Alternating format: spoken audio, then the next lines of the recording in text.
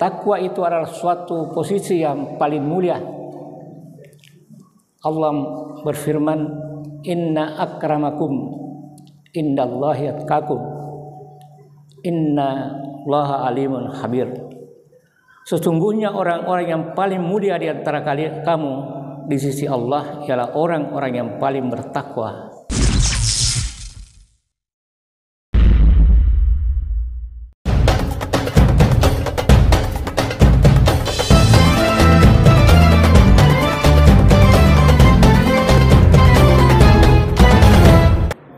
Assalamualaikum warahmatullahi wabarakatuh.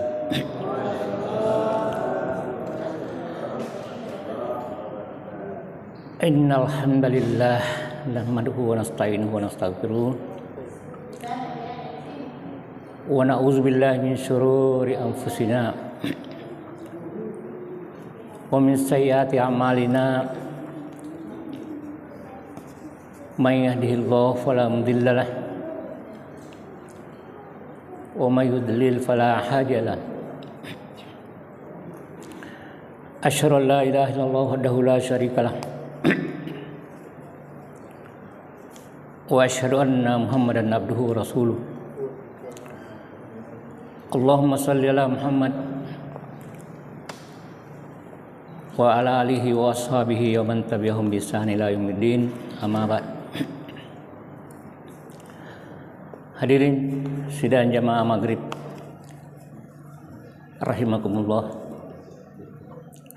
marilah kita kembali senantiasa memanjatkan puji dan syukur kita kehadirat Allah Subhanahu wa taala, Tuhan yang senantiasa melimpahkan rahmat, taufik, hidayat dan inayahnya kepada kita sekalian. Begitu pula limpahan nikmat-nikmatnya yang tiada henti-hentinya, nikmat-nikmat yang tiada kita mampu menghitung-hitungnya, terutama nikmat iman, nikmat Islam, nikmat kesehatan, nikmat kesempatan dan kesadaran. Sehingga dengan tanda syukur kita kepadanya terhadap nikmat-nikmat itu, kita hadir di tempat yang mulia ini guna untuk melaksanakan rangkaian kewajiban kita kepada Allah Subhanahu wa taala, dan juga rangkaian amalan-amalan yang dapat bernilai ibadah di sisi Allah Subhanahu wa taala, yaitu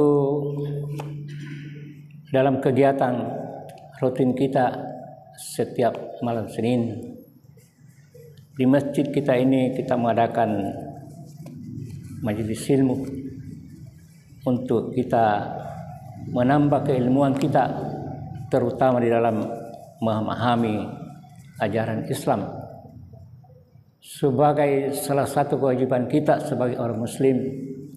Itu selain kita wajib mengimani, kita juga wajib memahami, mempelajari, mendalami, wajib melaksanakan, wajib memperjuangkan, dan wajib membelanya. Sehingga kegiatan seperti ini mudah-mudahan Allah Subhanahu wa taala dapat menilai amalan kita ini sebagai amalan ibadah untuk dapat pahala di sisinya, sehingga dapat menilai ibadah kepada Allah Subhanahu wa taala. Juga kita berselawat kepada junjungan kita Nabi Allah Muhammad sallallahu alaihi wasallam,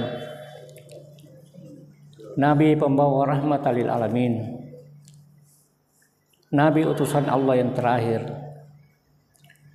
Nabi yang diutus oleh Allah Subhanahu wa taala untuk menyampaikan ad-dinul Islam secara sempurna, untuk menjadi tuntunan kita dalam beribadah kepada Allah Subhanahu wa taala. Semoga keselamatan dan kesejahteraan senantiasa tercurah kepada beliau bersama keluarga, sahabat, dan seluruh pengikut-pengikutnya, dan terutama yang senantiasa istiqomah dalam melaksanakan ajaran Islam yang beliau sampaikan kepada kita sekalian. Dan mudah-mudahan kita termasuk di dalamnya. Hadirin sekalian sidang jamaah rahimakumullah. Pada kesempatan ini saya akan menyampaikan sebuah judul, yaitu upaya dan tuntunan peningkatan takwa kepada Allah Subhanahu wa taala. Mudah-mudahan kita dapat mengambil hikmah dan menjadikan suatu upaya kita agar supaya kita dapat senantiasa meningkatkan ketakwaan kita kepada Allah Subhanahu wa taala. Hadirin sekalian sidang jamaah yang dimuliakan Allah Subhanahu wa taala. Upaya meningkatkan dan mengokohkan ketakwaan kepada Allah Subhanahu wa taala adalah merupakan suatu keharusan mutlak bagi setiap muslim. Takwa itu sendiri adalah melaksanakan perintah Allah dan meninggalkan larangan-larangannya, baik dalam keadaan sepi maupun ramai, waktu kita sendiri atau saat bersama dengan orang lain. Dengan demikian, bertakwa kepada Allah Subhanahu wa taala ini harus kita lakukan dimanapun dan dalam keadaan bagaimanapun situasi dan kondisinya, yang kita laksanakan penuh karena ketaatan kita kepada Allah Subhanahu wa taala, karena kepatuhan kita kepada Allah Subhanahu wa taala, sehingga dimanapun kita selalu merasakan bahwa Allah senantiasa mengawasi kita dalam melaksanakan kegiatan kita. Hadirin sekalian, karena takwa ini adalah merupakan sesuatu yang kita terus tingkatkan kualitasnya, karena takwa itu adalah suatu posisi yang paling mulia. Allah berfirman, inna akramakum indallahi atqakum inna allaha alimun khabir. Sesungguhnya orang-orang yang paling mulia di antara kamu di sisi Allah ialah orang-orang yang paling bertakwa di antara kamu. Sesungguhnya Allah Maha mengetahui lagi Maha mengenal. Di samping itu, dengan bertakwa kepada Allah Subhanahu wa taala, seorang muslim tentu saja menjadi termasuk orang yang bisa menjalani kehidupannya dengan baik. Dan ini pula yang menjadi kunci kebahagiaan manusia baik di dunia maupun di akhirat. Oleh karena itu, upaya untuk meningkatkan ketakwaan,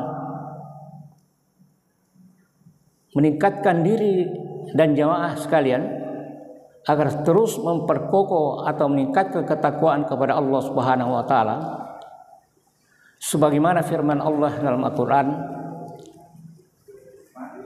yang berbunyi, ya ayyuhalladzina amanu taqullaha haqqa tuqatih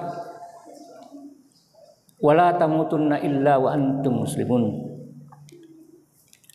Wahai orang-orang beriman, bertakwa kepada Allah dengan takwa yang sebenar-benarnya takwa, dan janganlah engkau mati sebelum menjadi orang-orang yang muslim, betul-betul menyerahkan diri kepada Allah Subhanahu wa taala. Oleh karena itulah ketakwaan ini adalah merupakan sesuatu yang sangat penting dalam kehidupan. Karena takwa dalam artian patuh melaksanakan perintah, patuh melaksanakan menjauhi larangan dengan dasar iman, dengan dasar karena betul-betul kita yakin kepada Allah Subhanahu wa taala, bahwa seluruh perintah Allah Subhanahu wa taala itu adalah sesuatu yang bermanfaat, tentu kembali kepada kita, bukan untuk Allah tetapi untuk kita, agar kita selamat begitu juga menjauhi larangan-larangannya. Oleh karena itu, begitu penting meningkatkan dan mengokohkan ketakwaan kepada Allah Subhanahu wa taala. Maka perlu kita pahami tentang bagaimana upaya atau tuntunan yang harus kita lakukan guna meningkatkan dan mengokohkan ketakwaan kita kepada Allah Subhanahu wa taala. Dalam hal ini hadirin sekalian, kami mengutip pendapat seorang ulama yang bernama Dr. Abdullah Nasution. Beliau menyebutkan dalam bukunya Ruhiyah Ad-Daiyah, ada 5 hal yang membuat seseorang bisa meningkatkan dan mengokohkan ketakwaan kepada Allah Subhanahu wa taala. Yang pertama ialah apa yang disebut dengan al-mu'ahadah. Al-mu'ahadah artinya yaitu ingat pada perjanjian. Dari segi kepada siapa kita berjanji, maka janji yang utama kita adalah janji kepada Allah Subhanahu wa taala, yang agar kita dapat memenuhi janji itu. Apalagi janji itu sendiri seringkali disebut dengan utang yang memang harus dibayar. Hadirin sekalian, sadar atau tidak, manusia sebenarnya sudah berjanji kepada Allah Subhanahu wa taala sejak dalam kandungan untuk mengakuinya sebagai Tuhan. Ya, ketika kita bertanya, alastu birabbikum, kita menjawab qalu bala syahidna. Kita membuat suatu janji. Kita berjanji kepada Allah Subhanahu wa taala bahwa kita akan menjadikan beliau Allah sebagai Tuhan kita yang patut kita taati. Itulah di dalam Al-Qur'an pada surah Al-A'raf 172 tentang masalah janji ini yang kita harus selalu ingat, bahwa janji yang penting kita ingat. Pernah kita berjanji, kita hadir di dunia ini pernah mengikat suatu kontrak kerja dengan Allah. Kita suatu ikatan, bahwa dengan ikatan itu maka kita lahir di muka bumi ini. Maka sesungguhnya semua manusia itu yang lahir adalah mereka pernah mengikat suatu janji sehingga dia lahir di muka bumi. Karena kalau tidak, tentu mereka tidak akan. Oleh karena itu, kehadiran kita di muka bumi ini, inilah yang kita harus ingat, bahwa kita akan melaksanakan janji. Ya, konsekuensinya manusia itu harus tunduk kepada Allah Subhanahu wa taala. Bahkan janji itu terus kita ulangi. Misalnya janji kepada Allah ketika kita sedang salat, ya, yang terdapat dalam doa iftitah, inna salati wa nusuki wa mahyaya wa mamati lillahi rabbil alamin. Sesungguhnya salatku, ibadahku, hidupku dan matiku hanyalah untuk Allah, Tuhan semesta alam. Ini konsekuensinya bahwa semuanya untuk Allah, hidup kita, mati kita, ibadah, semuanya untuk Allah Subhanahu wa taala. Apalagi kita selalu ulang-ulangi dalam salat kita pada surah Al-Fatihah, iyyaka na'budu wa iyyaka nasta'in. Hanya kepadamu ya Allah kami mengabdi, dan hanya kepadamu kami minta pertolongan. Artinya semuanya itu adalah berharap kepada Allah. Oleh karena itu yang kita ibadahi, kita sembah hanya kepada Allah, dan yang kita berharap kepadanya hanya beliau, hanya Allah Subhanahu wa taala yang dapat kita tempati untuk meminta pertolongan.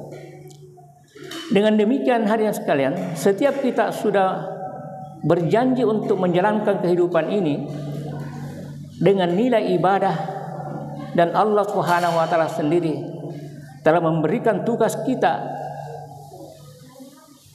Allah mengatakan, "Wa ma khalaqtul jinna wal insa illa liya'budun." Kami tidak menciptakan bangsa jin dan bangsa manusia kecuali hanya untuk beribadah. Oleh karena itu, ibadah inilah tugas pokok kita dalam hidup ini. Kalau tugas kita harus ibadah, bukan berarti bahwa yang kita kerjakan hanya salat, wirid, zikir dan sejenisnya. Tetapi seluruh perbuatan kita dari bangun tidur di pagi hari hingga tidur lagi di malam hari, semuanya harus bernilai ibadah. Agar seluruh perbuatan kita bernilai ibadah, maka segala perbuatan harus dilandasi dengan niat yang ikhlas, cara yang benar, dan tujuannya dalam rangka mendapat ridha dari Allah Subhanahu wa taala. Oleh karena itu, semua aktivitas hidup kita dapat bernilai ibadah. Apakah itu ibadah dalam artian ibadah mahdah atau ibadah gairah mahdah? Ibadah mahdah itu ibadah yang kita laksanakan berdasarkan tuntunan yang telah dicontohkan oleh Rasulullah SAW, yang kita tidak bisa lagi tambah, tidak bisa lagi kurangi, karena sudah sempurna, sudah cukup menjadi. Ya, ketika turun ayat terakhir, pada ayat mengatakan, "Al-yauma akmaltu lakum dinakum wa atmamtu alaikum nikmati wa raditu lakumul Islam dinan." Pada hari ini telah kusempurnakan agamamu. Itu masalah agama, masalah tentu dalam hal ini adalah termasuk ibadah mahdah. Semua sudah dicontohkan oleh Rasulullah SAW. Oleh karena itu, kalau menyangkut masalah ibadah, ya kita harus sami'na wa ta'na, mengikuti apa yang telah dituntunkan oleh Rasulullah SAW sebagai utusan Allah Subhanahu wa taala. Ya. Apa yang dituntunkan dalam ibadah mahdah ini tidak boleh kita tambah. Man amila amalan laisa fihi amruna fahuwa raddun, kata Rasulullah. Siapa melakukan amalan-amalan ibadah yang kami tidak berikan tuntunan, maka itu ditolak. Itu ibadah mahdah. Tapi kalau menyangkut masalah ibadah gairah mahdah, masalah muamalah, masalah kehidupan kita, teknis kegiatan kita di hidup ini, yang biasa istilahkan orang bid'ah, yaitu segala yang baru, bid'ah hasanah, kebaikan. Tetapi sesungguhnya yang bid'ah di sini menyangkut ibadah mahdah. Kalau kita bikin tambahan, kita kurang, namanya bid'ah. Itu kullu bid'atun dalalah. Semua bid'ah itu adalah kesesatan. Kullu dalalah finnar, dan semua yang kesesatan itu neraka. Tapi kalau menyangkut masalah urusan dunia, ya masalah teknik seperti main apa semua, masjid itu masalah sarana pelaksanaan ibadah. Itu bisa kita perbaharui berdasarkan kemajuan, karena itu masalah keduniaan. Rasulullah SAW mengatakan, "Antum a'lamu bi umuri dunyakum." Masalah duniamu engkau lebih tahu, masalah teknis kehidupan. Oleh karena itu tidak termasuk bid'ah kalau masalah teknis, masalah muamalah kehidupan kita. Ya, itulah yang sekarang masih menjadi polemik biasa, bahwa ada orang mengatakan macam-macam sesal. Nabi tidak laksanakan, dia bilang bid'ah. Ya, tidak bukan bid'ah, karena yang dimasukkan bid'ah dalam hal ini ya itu yang menyangkut masalah ibadah mahdah. Kalau gairah mahdah bukan bid'ah, tapi itu adalah teknis kehidupan muamalah. Rasulullah telah memberikan tuntunan bahwa masalah muamalah kalau tahu ya, teknis pelaksanaannya. Itulah hadirin sekalian. Kemudian yang kedua, ya, yang pertama tadi adalah mengingat janji supaya itu dapat memberikan kesadaran kita bahwa kita ini pernah berjanji tidak boleh kan, pasti bagaimanapun juga kita akan bayar juga di akhirat kalau bukan di dunia, sehingga dapat mendorong kita untuk meningkatkan ketakwaan kita kepada Allah Subhanahu wa taala. Yang kedua ialah apa yang disebut dengan al-muraqabah. Al-muraqabah yaitu merasa dekat kepada Allah Subhanahu wa taala. Hal itu perlu dilakukan oleh seseorang muslim karena dengan merasa dekat kepada Allah, seseorang selalu merasa diawasi oleh Allah yang membuatnya selalu berpikir sebelum berbuat dan tidak berani menyimpan dari jalan Allah. Sikap al-muraqabah memang mutlak harus kita lakukan. Mengingat Allah Subhanahu wa taala sebenarnya sudah dekat. Hanya kita yang merasa jauh dengan Allah Subhanahu wa taala. Wa huwa ma'akum aina ma kuntum wallahu bima ta'maluna basir. Dan dia Allah itu bersama kamu di mana saja kamu berada, dan Allah Maha melihat apa yang kamu kerjakan. Oleh karena itu dengan sikap muraqabah ini yang dapat mendorong kita supaya setiap perbuatan yang kita laksanakan kita harus berpikir sebelum mengerjakannya, apakah ini menguntungkan atau tidak, atau mendapat pahala atau tidak. Karena itu akan dipertanggungjawabkan semua. Karena Allah melihat, Allah menugaskan kepada malaikat, ada namanya malaikat raqib, atid, yang mencatat kebaikan dan kejahatan, dicatat semuanya. Tidak ada yang tersisa, kecil, besar. Wa may ya'mal mithqala dzarratin khairan yarah. Begitu orang yang berbuat baik, bagaimanapun kecilnya akan kelihatan. Begitu juga sebaliknya. Wa may ya'mal mithqala dzarratin syarran yarah. Semua akan dilihat dan tidak ada yang tersembunyi. Dan inilah yang kita ingat. Dan karena kita selalu merasa bahwa tidak ada tersisa, tidak ada perbuatan kita yang tidak diketahui oleh Allah, tidak ada perbuatan tidak dilihat oleh Allah, dan semua dicatat, direkam semuanya. Ya, kita saja ini bisa kelihatan semuanya. Apa yang kita perbuat bisa diputar ulang. Kita tidak bisa berbohong. Ya, apalagi di hari kemudian nanti tidak ada lagi pembicaraan kita, mulut kita ditutup. Al-yauma nahtimu ala afwahihim wa tukallimuna aydihim wa tashhadu arjuluhum bima kanu yaksibun. Di hari kemudian itu mulut ditutup, tangan bicara, dan kaki menjadi saksi atas segala perbuatan yang kita laksanakan. Oleh karena itu dengan sifat menghadirkan Allah sebagai sikap namanya al-muraqabah, merasa dekat, merasa diawasi, merasa diintai, merasa dicatat, merasakan semua bahwa tidak ada yang bisa tersembunyi. Ini yang menyebabkan kita dapat mendorong supaya ketakwaan kita meningkat. Yang kedua, hadirin sekalian, bahkan Allah Subhanahu bersama kamu dimanapun saja kamu berada. Bahkan di dalam ayat lain Allah Subhanahu wa taala berfirman, alam tara anna Allah ya'lamu ma fis samawati wa ma fil ardi ma yakunu min najwa salasatin illa huwa rabi'uhum wala khamsatin illa huwa sadisuhum wala adna min zalika wala aksara illa huwa ma'ahum aina ma kun mainakanu summa yunabbiukum bima amilu yaumal qiyamah innallaha bikulli syai'in alim. Ya. Artinya, tidakkah kamu memperhatikan bahwa sesungguhnya Allah mengetahui apa yang ada di langit dan di bumi? Tiada pembicaraan rahasia antara 3 orang melainkan dialah yang keempatnya, dan tiada pembicaraan antara 5 orang melainkan dialah yang keenamnya, dan tiada pembicaraan antara jumlah yang kurang dari itu atau yang lebih banyak melainkan dialah Allah bersama mereka dimanapun mereka berada. Kemudian dia akan memberitakan kepada mereka pada hari kiamat apa yang telah mereka kerjakan.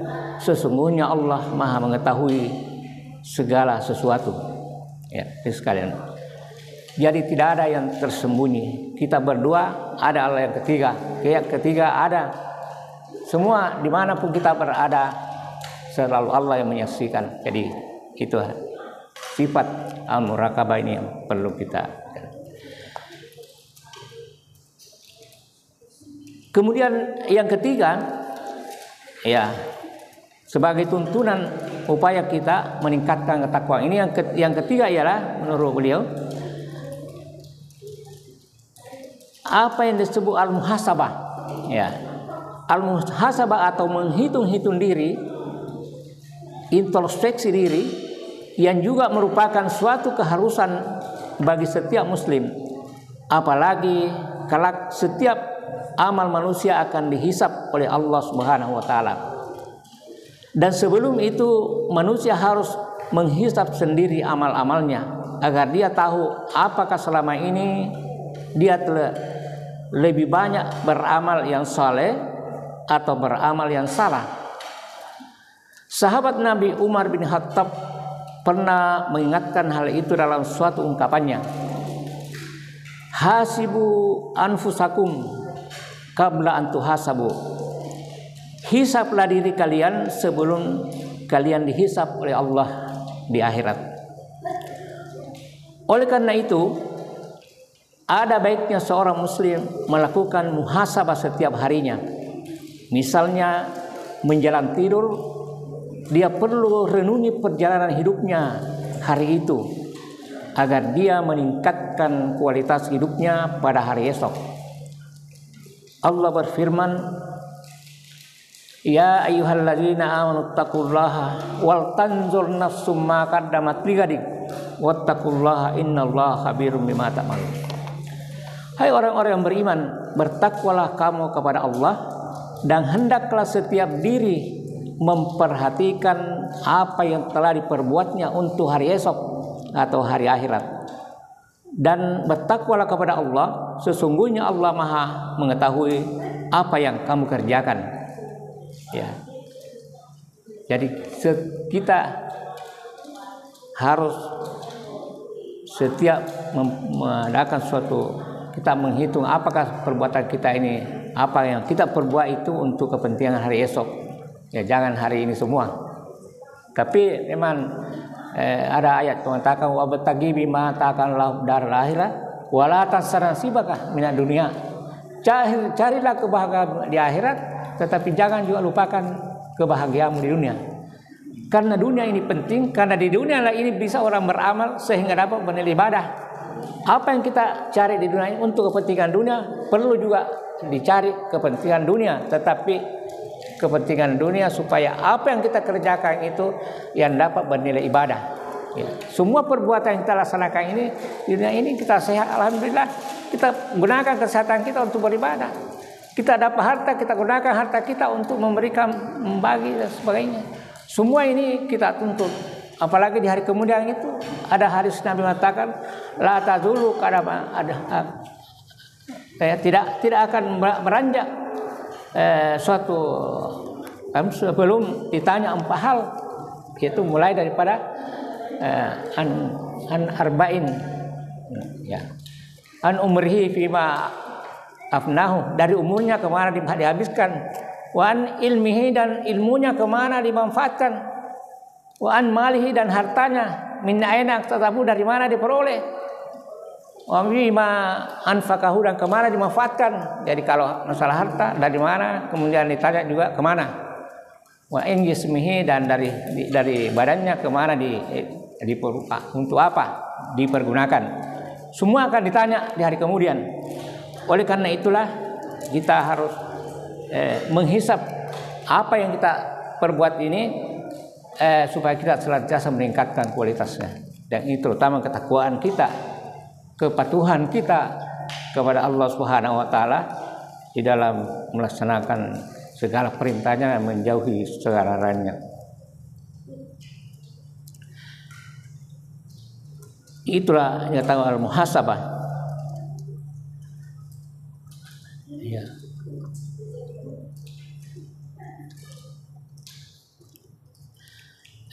Kemudian yang kelima, ya, jadi yang kelima ini tuntunan yang disampaikan oleh beliau tadi itu Dr. Abdullah Nasrullah ialah di antara yang harus kita lakukan untuk meningkatkan dan mengukuhkan ketakwaan kepada Allah adalah melakukan apa yang disebut dengan al-mujahadah. Al-mujahadah yang secara harfiah artinya bersungguh-sungguh. Dalam arti bersungguh-sungguh dalam menjalankan ajaran Islam. Hal ini karena Islam memang harus dilaksanakan dengan penuh kesungguhan.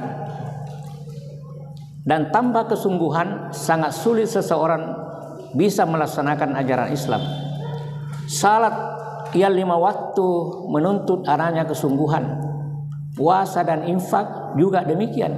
Apalagi jihad di jalan Allah.